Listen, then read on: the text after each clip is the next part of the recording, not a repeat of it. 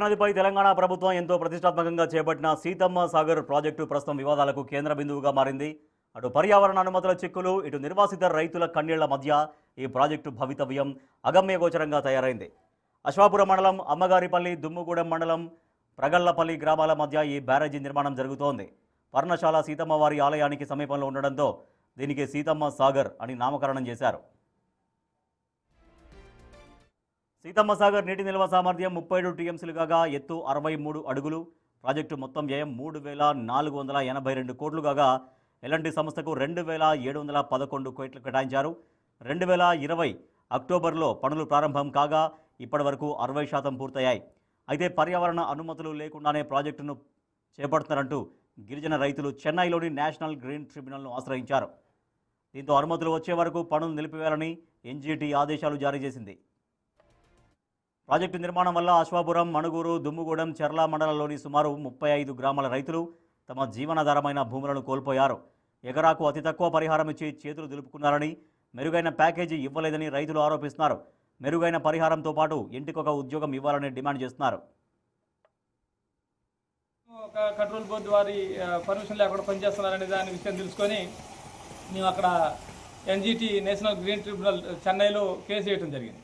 Case వేసిన దాని మీదట పని ఆగిపోయింది. 2022లోనే పని ఆగిపోయింది. ఇప్పుడు 3 సంవత్సరాల నుంచి పని ఆగింది. అయితే ఇప్పుడు రైతులు చేసుకోవడానికి భూమి సబ్సిడీ నీళ్ళ సౌకర్యం లేకుండా అన్ని బంద్ అయిపోయినటువంటి పరిస్థితి.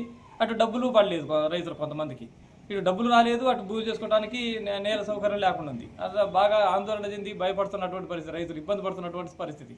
అందుకని ఇప్పుడు ఈ గవర్నమెంట్ అయినా సరే ఆ రైతులకు సంబంధించి అది మెరుగైన ప్యాకేజీతో పాటు ఇంటికి ఒక 70 మంది కాబట్టి అక్కడ పవర్ ప్లాంట్ కూడా 320 మెగావాట్ల హైడల్ ప్రాజెక్ట్ కూడా నిర్మాణం అవుతుంది కాబట్టి అక్కడ ఇంటికి ఒక ఉద్యోగంతో పాటు మెరుగైన ప్యాకేజీ ఇవ్వాలని అక్కడ మా అమ్మగారిపల్లి రైతుల తరఫున నేను డిమాండ్ చేస్తాను.